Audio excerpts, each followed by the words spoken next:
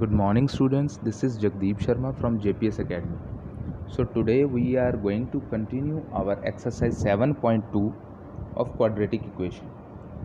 Only question numbers from 25th to 29th were left that we will do today. Okay, so let's continue. Question number 25th is given in this form. You can see they have given us 1 upon p plus q plus x is equal to 1 upon p plus 1 upon q plus 1 upon x. How to solve this quadratic equation for finding out the value of x? Now first of all, what we have to do, we will have to bring this 1 upon x to this side.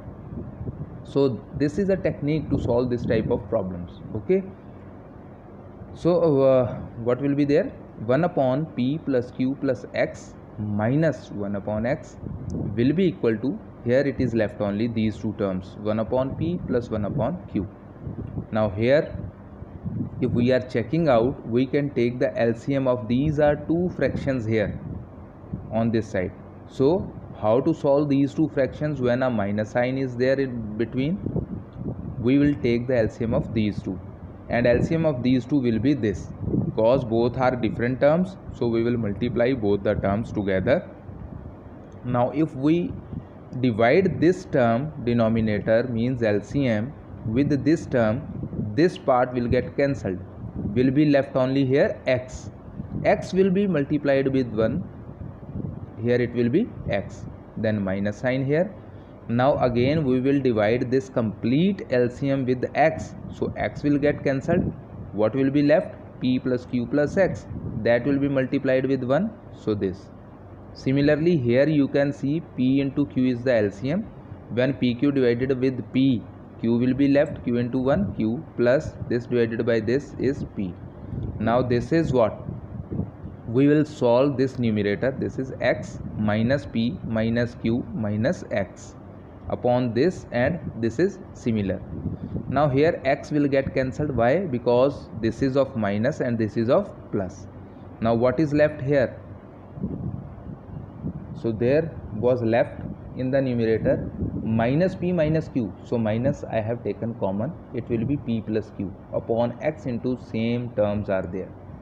Now we will cross multiply these two. Why? Because only one fraction is there.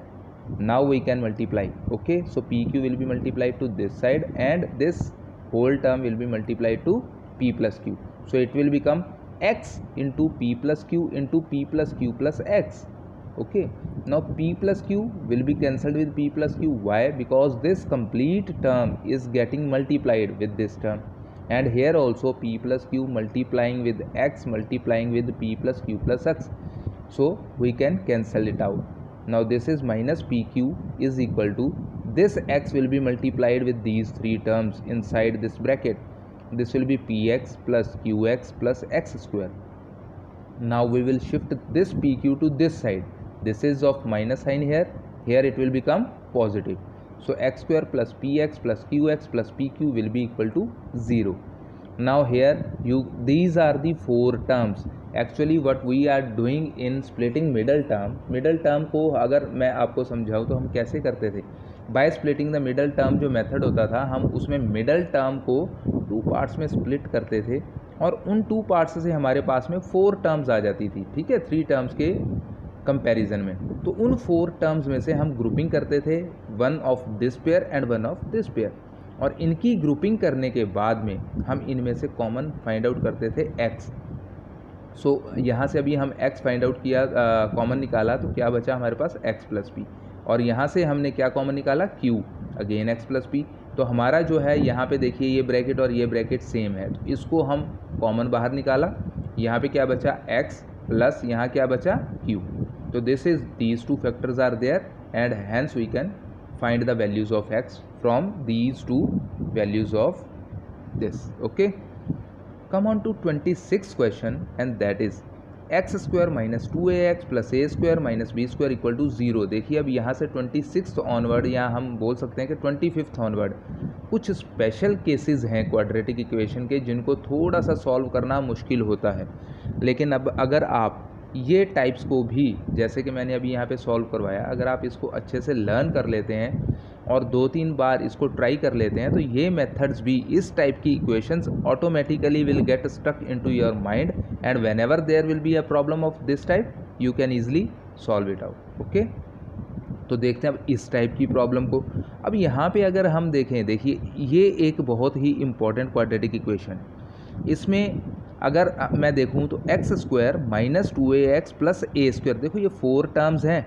अगर हम इन 2 terms का, आप कहेंगे कि sir हम इन 2 का pair कर लेते हैं, इन 2 का पेयर कर लेते हैं, लेकिन क्या उससे हमारा पर्पस सॉल्व होगा और क्यों नहीं होगा?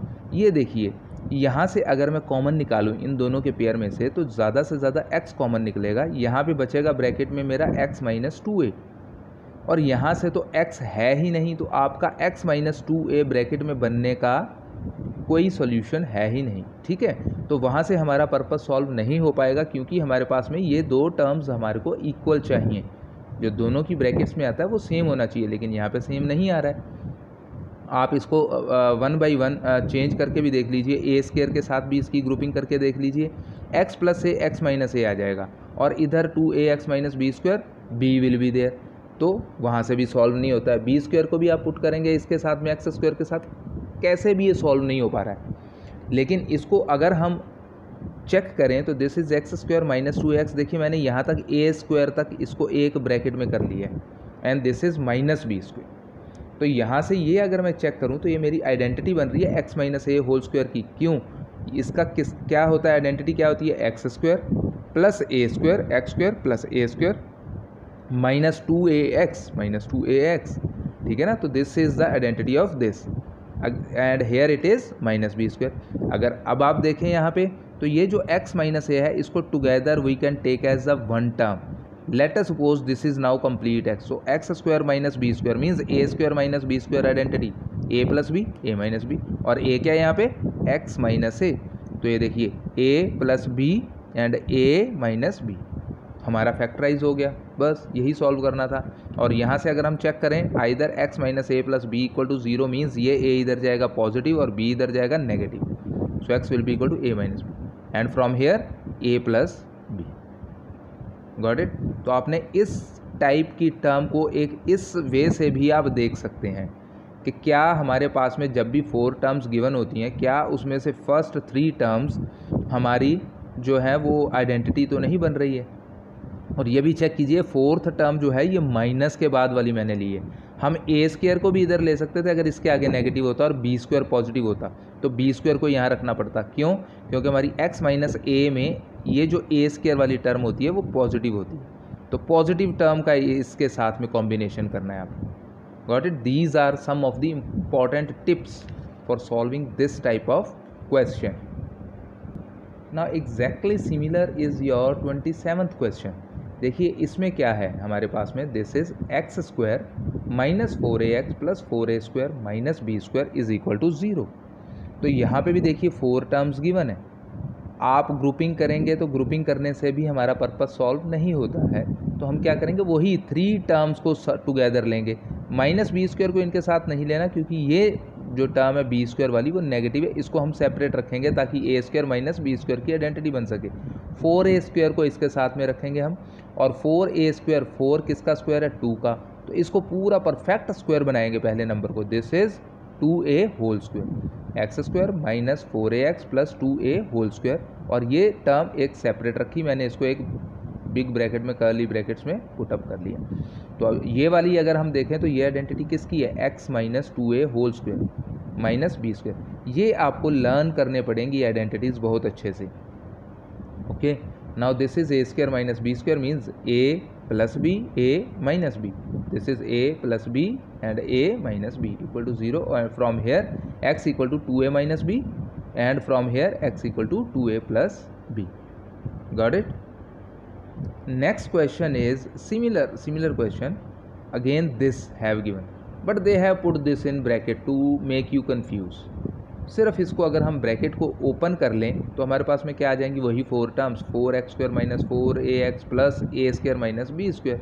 और ये जो प्लस a स्क्वायर वाली टर्म है, अब यहाँ से हम देखें तो ये अगेन आइडेंटिटी बन रही है हमारी। ये देखिए 2ab वाली टर्म है और माइनस में है, तो हमारी ये क्या, पहले परफेक्ट स्क्वायर कन्वर्ट करो, this will be equal to 2x whole square minus 4ax plus A square.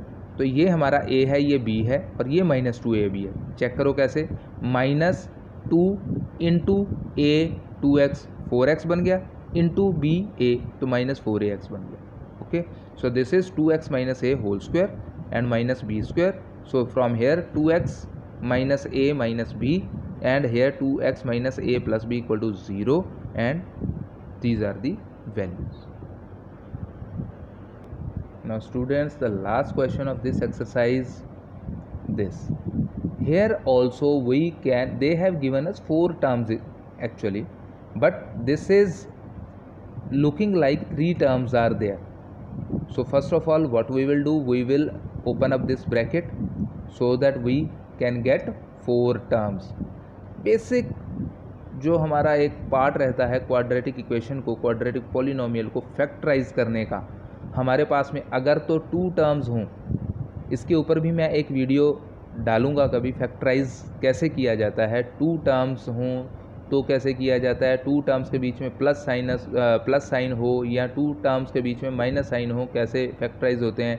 और अगर 3 टर्म्स हैं तो उसको कैसे हम फैक्टराइज करते हैं, 4 टर्म्स को कैसे।